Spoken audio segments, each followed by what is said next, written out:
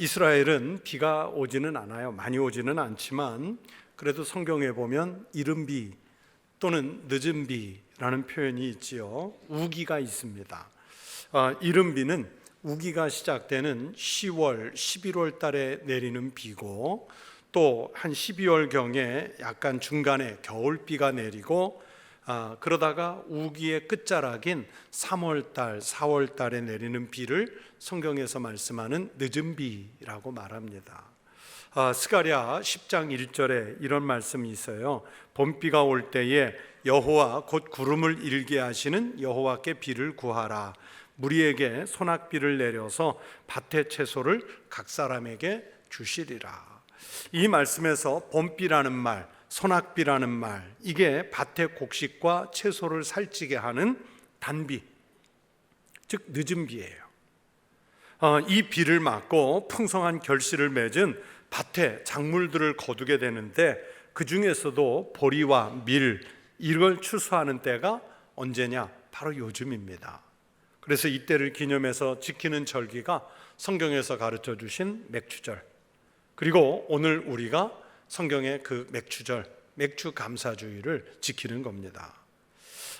그래서 해마다 이맘때가 되면 늘 드는 생각이 뭐냐면 이 반년이 정말 빨라요.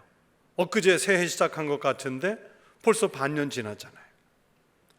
그리고 또 한 가지 드는 생각이 뭐냐면 빠르지만 그 한 해의 절반을 하나님께서 은혜 중에 지켜주셨다, 그런 감사의 마음입니다. 오늘 여기까지 도우신 에베네셀의 하나님께서 우리 성도들의 남은 반년도 지켜주시고 남은 평생도 그렇게 지켜주시기를 주의 이름으로 축원합니다. 여러분, 우리가 살다 보면 인생 가운데 큰 위기를 맞을 때가 있습니다. 예를 들면 지난 3, 4년 동안에 우리가 겪은 것처럼 코로나와 같은 질병으로 우리가 원하지 않았던 시대가 막 어지러워져 가지고 우리가 난관을 만났어요. 요즘에 우크라이나 백성들을 보면서 개인이 아닌 이 국가적인 위기 때문에 그 국민들이 고통을 겪습니다. 여러분, 바다가 항상 잔잔한 것 아니잖아요. 하늘이 항상 맑고 푸른 것 아니지 않습니까? 그것처럼 우리 인생도 항상 평탄하지만은 않습니다. 우리 삶에도요, 예기치 않게 큰 풍랑과 파도가 엄습해 올 때가 있습니다. 때로는 큰 산을 넘어가야 할 때가 있어요. 고난이 있다는 사실은 분명 우리 기독교 신앙의 큰 도전입니다. 많은 사람들이요, 신앙이 있다, 나는 예수를 잘 믿는다, 나는 교회 출석 잘한다, 신앙을 생활을 몇십 년 했다 말은 하면서도 막상 고난을 만나게 되면 하나님께, 아니 왜 하필 나에게 이런 일이, 하나님이 도대체 계시기는 합니까? 하나님은 내 기도는 듣고는 계십니까? 그러면서 불평을 하지요. 그러나 성경은 범사에 감사하라, 범사에 감사하라 말씀합니다. 우리들은 기쁘고 좋은 일을 맞을 때뿐만이 아니라 슬프고 어려운 일을 당할 때도 하나님께 감사해야 하는 것은, 하나님은요, 슬프고 힘든 일을 통해서 우리를 좌절하게 하시는 게 아니라 우리의 연약함을 깨닫게 하시고 또 우리를 기도하게 하시고 겸손하게 만드시고 우리들의 이 병든 영혼을 오히려 더 강하게 치료하시는 기회로 삼으시기 때문입니다. 우리 속담에도 비슷한 말이 있습니다. 감압불로 구워낸 도기는 결코 빛이 바래지 않는다. 여러분, 뜨거운 불 속에 구워진 독이어야 그 빛이 상하지 않아요.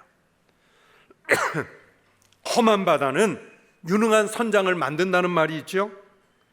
또 온실에서 자란 화초보다 들판에서 눈 맞고 비 맞고 바람 맞으며 자란 들꽃이 훨씬 더 강해요. 조개가 살을 찢는 쓰라린 아픔이 없이는요, 우리가 그렇게 귀하게 여기는 진주가 탄생할 수 없습니다. 뜨거운 불을 통과하지 않으면 아무리 돌 속에 금성분이 많이 들어있어도 그냥 돌일 뿐이에요. 그런 것처럼 우리 인생도 고난의 때를 지나지 않고는 진정한 하나님의 자녀가 될 수 없다는 말씀입니다. 오늘 읽은 이사야 이 본문 말씀에 생사간의 큰 위기에 봉착한 분이 주인공인데 그분은 유다의 히스기야 왕입니다. 다윗만큼 훌륭한 믿음의 사람 히스기야 왕입니다. 히스기야가 어느 날 청천벽력 같은 소리를 선지자 이사야로부터 듣습니다. 왕이시여, 하나님께서 당신을 오늘 죽인답니다. 여러분, 제가 오늘 이 강단에서 예배 드리고 있는 여러분에게 여러분 오늘 예배 마치고 저 문을 나서는 순간 모두 죽습니다. 얼마나 청천벽력 같은 소리입니까? 그것뿐입니까? 지금 나라가요 아수르에게 침략을 당해서 이스라엘 전 국토를 빼앗기다시피 했고 지금 왕궁이 있는, 그러면서 성전이 있는 시온산 예루살렘만 겨우 버티고 있는데 이 예루살렘마저도 함락당할 위기 가운데 있는 거예요. 한마디로 지금 히스기야 왕은 내우 외환에 빠져 있는 겁니다. 자신이 병들어 죽거나 나라가 망할 것 같은 큰 일을 눈앞에 두었지만 히스기야는 이 절체절명의 위기에서 고난을 통해 하나님께 감사하는 법을 배웠습니다. 그는 죽음 직전에 경험한 하나님의 놀라운 자비를 잊을 수가 없었습니다. 이분은 왕의 체면도 버리고 하나님 앞에 통곡하며 매달렸습니다. 그는 자기의 기도를 듣고 오직 자신을 위해 하늘의 해를 붙잡으셨던 하나님의 엄청난 은혜를 잊을 수가 없었습니다. 그래서 그는 감사의 노래를 불렀고 그 히스기야의 감사하는 장면을 통해서 오늘날 성경을 읽는 우리가 감사의 원리를 발견하는 거예요. 오늘 본문 10절에서 히스기야가 말하고 있습니다. 나의 중년에 스올의 문에 들어가고 나의 여생을 빼앗기게 되리라 하였도다. 죽는다는 얘기죠. 히스기야는요 29살의 젊은 나이에 왕이 돼가지고 10년 동안 왕 노릇 열심히 해서 39살이 됐는데 그에게 갑작스레 죽음의 그림자가 찾아왔고 자기 인생의 가장 큰 고통의 순간을 맞이했습니다. 이 고통 앞에서 히스기야는 자기의 처지를 처절히 한탄해요. 여러분, 한탄 안 하게 생겼습니까 지금? 11절에 보면 그래서 히스기야는 내가 다시는 3번이나 반복하며 하나님과 사람을 보지 못하고 망하게 된 것을 억울하게 생각하고 있습니다. 그리고 12절과 13절에서도 조석간에 끝내시리로다, 곧 끝난다는 얘기죠. 조석간에 끝내시리로다 2번이나 강조하며 인생의 한창 때에 죽게 된 것을 서러워하고 있습니다. 우리들은요 여기에서 히스기야의 탄식에 충분히 공감할 수 있지요. 조금 전 말씀드린 것처럼 당신 곧 죽는다는데, 당신의 나라가 곧 망한다는데 여러분 왜 이 탄식이 안 나오겠어요? 인간적인 관점에서 보면 이건 절망입니다. 절망이에요. 그러나 이 절망의 상태에서 히스기야가 왜 위대하냐면 한 가닥의 희망에다가 자기의 목숨을 걸었습니다. 본문 14절에서 그는 다시 기도하기 시작합니다. 나는 제비같이 학같이 지적이며 비둘기같이 슬피 울며 내 눈이 쇠하도록 앙망하나이다. 여호와여, 내가 압제를 받사오니 나의 중보가 되옵소서. 하나님 앞에 충보기도 하는 거예요. 기도는요 이렇게 우리의 망가져버린 상태를 수선할 수 있는 가장 좋은 도구입니다. 그리스도인 하나님의 백성들에게 가장 훌륭한 무기예요. 히스기야는 살아날 마지막 방법으로 여러분 뭘 택했습니까? 좋은 의사를 찾아갔습니까? 다른 나라의 원군을 청했습니까? 아니면 점성술사를 찾아갔습니까? 아니요, 하나님 앞에 기도하는 걸 택했어요. 그런데 히스기야의 기도는 지금 보통 기도가 아닙니다. 그는 얼굴을 벽으로 향한 채 사생결단으로 기도를 드렸고 울면서 기도했고, 울며 내 눈이 쇠하도록 앙망했다는 표현처럼 자기의 눈이 희미해지도록 지칠 때까지 기도를 한 거예요. 이 간절한 기도가 하나님을 움직인 겁니다. 드디어 하나님께서 히스기야의 기도에 반응하십니다. 본문 앞에 있는 5절 6절에 하나님이 말씀하시지요. 내가 너의 기도를 들었고 내 눈물을 보았노라. 내가 내 수 안에 15년을 더하고 너와 이 성을 아수르 왕의 손에서 건져내겠고 내가 또 이 성을 보호하리라. 하나님은요 히스기야 왕의 생명을 건 이 기도를 들어주셨고 수명을 15년 연장시켜 주셨을 뿐만 아니라 예루살렘 성을 보호해 주시겠다는 약속까지 덤으로 주시는 거예요. 그리고 하나님은 히스기야 왕에게 한 그 약속의 신실함을 증명하시기 위해서 앞으로 나아갔던 해를 뒤로 10도나 물리는 기적을 보여주시지 않습니까? 이렇게 덤까지 주시는 하나님이신 줄로 믿습니다. 증거까지 주시는 하나님이신 줄로 믿습니다. 참으로 하나님은 그렇게 기도하는 사람 앞에서 선하고 인자하신 여호와이신 줄로 믿습니다. 히스기야는 하나님의 선하심과 인자하심을 확신하자 그의 마음속에는요 뜨거운 감사가 불타올랐습니다. 본문 17절부터 20절 말씀은 병이 아직 낫기 전임에도 불구하고 히스기야가 하나님께 뜨거운 감사를 표현하는 말씀이에요. 그래서 이 말씀에서 우리는 히스기야의 감사기도에서 우리가 해야 할 몇 가지 감사의 원리를 발견할 수 있습니다. 그 첫째가 뭐냐면 감사는요 누가 하느냐? 하나님의 은혜를 깨달은 사람이 감사하는 거예요. 하나님의 은혜를 깨달은 사람이 감사하는 거예요.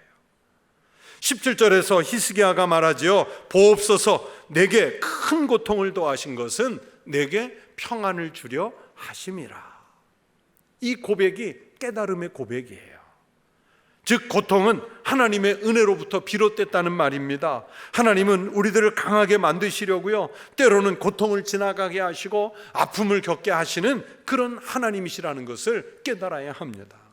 어떤 사람들은요 인생의 난관을 만나면 불행하게만 생각하고 이런 아픔이 행복의 전주곡이 될 수 있다는 사실을 인정하려고 하지 않습니다. 그래서 어떻게 하든지 고통을, 고난을, 환난을 피하고만 싶어 하잖아요. 그러나 고통은 피해보면요 피할수록 더 빨리 더 빠른 속도로 우리에게 다가오는 느낌을 줍니다. 하나님은 우리에게 고통을 허락하실 때 자유라는, 진실이라는, 삶의 지혜라는 열매를 함께 예비했다가 주시는 거예요.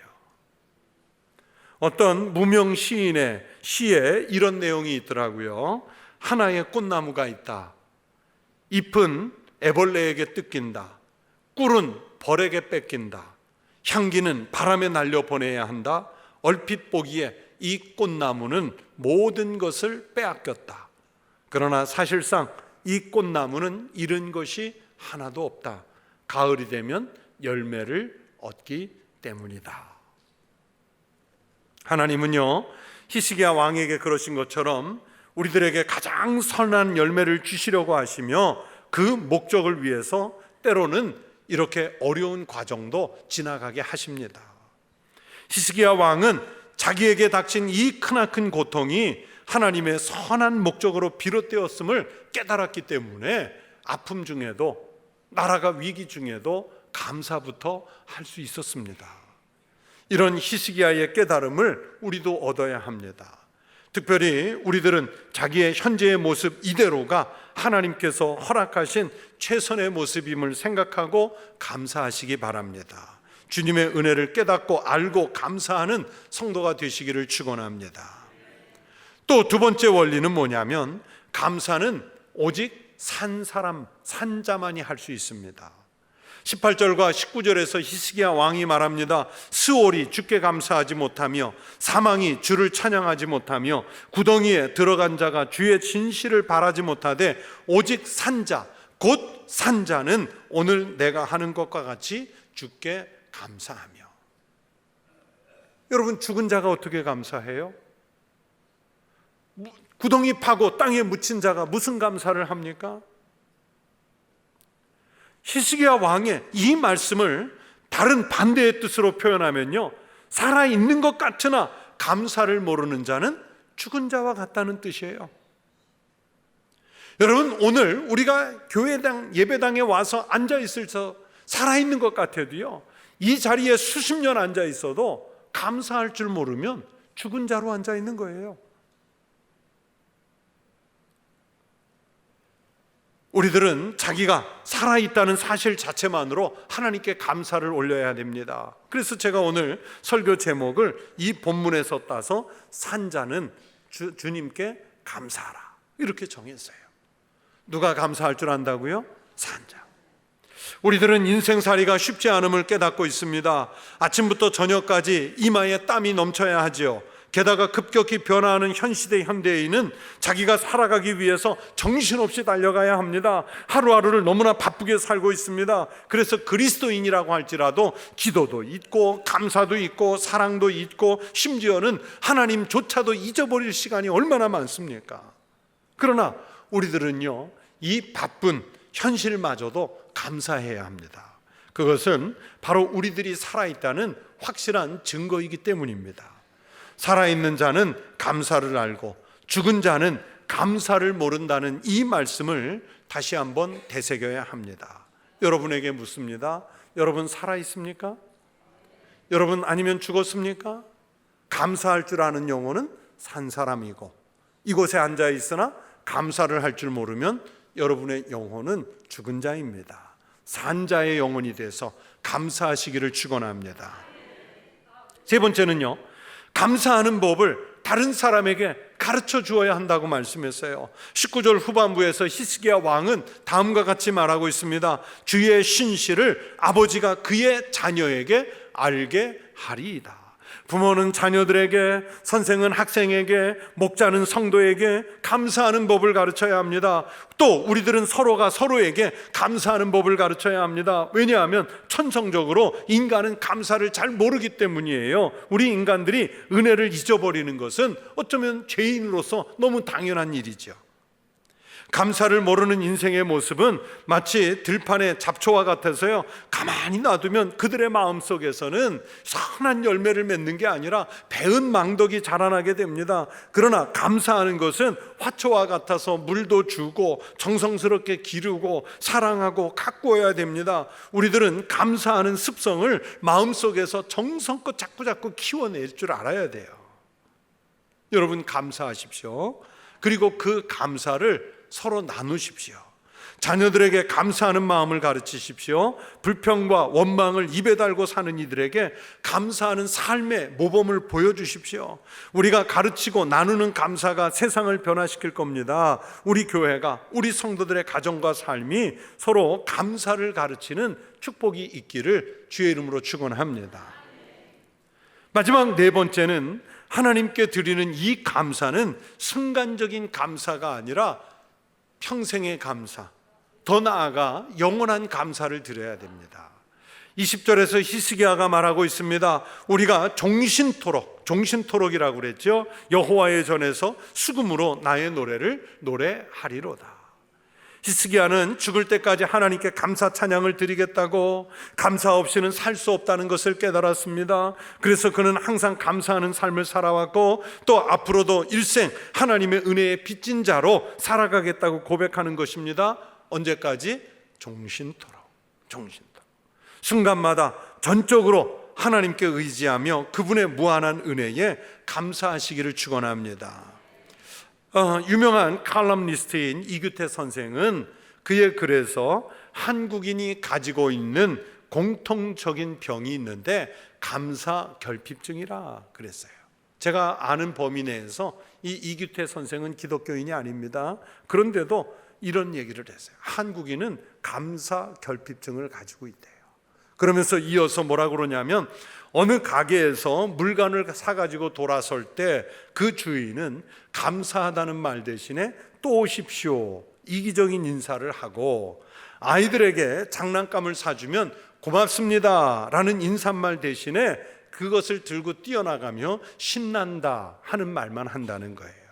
그러나 이분이 조사해 보니까 서양 사람들은 일상적으로 가장 많이 쓰는 용어 50개 중에 28%가 감사하다라는 말이었다는 겁니다.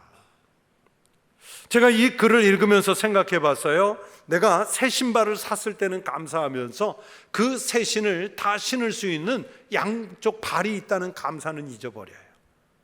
새 장갑을 선물 받으면 감사하면서 그 장갑을 낄 수 있는 양손을 내가 가지고 있다는 것을 잊어버릴 때가 너무 많아요. 우리가 큰 집 또는 새 집을 사서 들어가면 그것에 대해서는 기뻐하면서 그 집에 함께 들어가 살 수 있는 가족이 있다는 사실에 대한 감사는 잊어버릴 때가 얼마나 많습니까? 내가 가지고 있는 것에 감사하십시오. 내가 가지고 있는 직분, 가족, 은사, 사명, 일 등 모든 것은 주님께서 우리에게 주신 소중한 자산들인 줄로 믿습니다. 우리가 가지고 있는 것에 감사하고 다른 사람과 절대로 비교하지 마십시오. 감사거리는요, 없는 게 아니라 믿음이 없기 때문에 감사가 없는 거예요. 감사거리가 없는 것 같은 사람도 믿음이 있으면 감사는 넘치는 겁니다. 그래서 제가 감사와 관련해 말씀을 전할 때 꼭 드리는 말씀이 있지 않습니까? 좋은 교회가 어떤 교회예요? 감사가 많은 교회. 어떤 교인이 좋은 교인입니까? 하나님 앞에 감사의 고백을 달고 사는 사람. 우리 교회가 감사가 많은 교회, 우리 성도들이 감사가 많은 그리스도인 되시기를 축원합니다. 여러분, 감사거리는 그런 거예요. 없는 것 생각하지 말고, 잃어버린 것 생각하지 말고 얻은 걸 생각하세요. 건강을 잃어버렸어도요, 그것 때문에 믿음을 얻을 수 있고요, 명예를 잃어버렸지만 그것 때문에 겸손을 얻을 수 있습니다. 이미 잃어버린 것들이 있을지라도 아직 내가 가지고 있는 것이 있다는 사실을 기억하십시오. 작은 것을 가진 것처럼 보일 때 그 작은 것조차도 예수님의 눈으로 보면 우리는 너무 큰 은혜를 받고 사는 거예요. 감사가 없는 심령은요, 절대로 채울 길이 없습니다. 감사가 없는 심령들을 보시면요, 돈이 넉넉하게 있어도 불평이고요, 돈이 없으면 없다고 불평입니다. 그 심령은 관심을 기울여주면 부담된다고 불평이고요, 관심을 없이 하면은 자기가 소외됐다고 불평입니다. 우리는 감사하는 심령이 돼야 됩니다. 같은 물이라도요, 젖소가 마시면 우유가 되고 독사가 마시면 독이 된다는 말이 있습니다. 여러분, 똑같은 사건, 똑같은 상황 속에서, 똑같은 고난 속에서 감사가 없는 심령은 만족하지 못하고 불평하지만, 감사가 있는 심령은 그 와중에도 기쁨을 발견하고 감사할 줄 압니다. 그렇게 우리는 감사를 연습해야 돼요. 여러분, 환경이 나에게 감사할 수 있는 조건을 만들어주는 것이 아니라 내가 감사할 줄 알므로써 내가 사는 환경을 바꿀 수 있게 되는 겁니다. 한 번의 감사가 아니라, 히스기야 왕이 그러잖아요. 종신토록 지속적인 감사, 영원한 감사를 고백하는 성도 되시기를 축원합니다. 여러분, 오늘 우리가 성찬을 받습니다. 예수님께서 성찬을 제정하시던 때를 생각해 보세요. 지금 예수님은 십자가에 달려 돌아가시기 직전의 상황입니다. 얼마나 절망적인 상황입니까? 얼마나 아픈 순간입니까? 그런데 주님은 떡을 떼서 제자들에게 주시며 감사기도부터 하셨어요. 주님께서는 제자들에게 잔을 주시면서 먼저 감사기도부터 하셨어요. 어디 환경이 좋고 형편이 좋고 행복할 때입니까? 아니요, 십자가를 눈앞에 두었을 때입니다. 사도 바울을 보십시오. 감옥에서도 신라와 함께 이중창으로 찬송의 하모니를 이루었지 않습니까? 그랬더니 옥문이 열렸어요. 그들을 묶어뒀던 착고가 풀렸습니다. 자기들을 감시하던 간수가 예수를 믿습니다. 문제는 감옥에 있느냐 궁궐에 있느냐가 아니라 바로 우리의 마음과 생각의 방향일 줄로 믿습니다. 지나간 삶을 회고해 보면요, 우리 하나님은 결코 인색하지 않았습니다. 하나님께서 붙들어 주셨기 때문에 우리는 지금 이 순간 존재하는 줄로 믿습니다. 우리들은 이 은혜를 깨닫고 첫 열매를 드림으로, 물질과 시간을 드림으로, 그리고 온몸 전체를 드림으로 하나님께 감사해야 할 것입니다. 감사는 산자가 할 수 있는 마땅한 도리입니다. 살아있는 성도는요, 감사부터 해야 합니다. 오늘 여러분이 살아계시다면 감사하시고, 여러분의 가정, 여러분의 삶의 자리, 우리 교회 살리고 싶으시다면 감사하시기를 바랍니다. 이 감사가 바로 반년을 지키신 은혜에 대한 감사, 그러면서 남은 생에 종신토록 드리는 감사가 되시기를 주의 이름으로 축원합니다.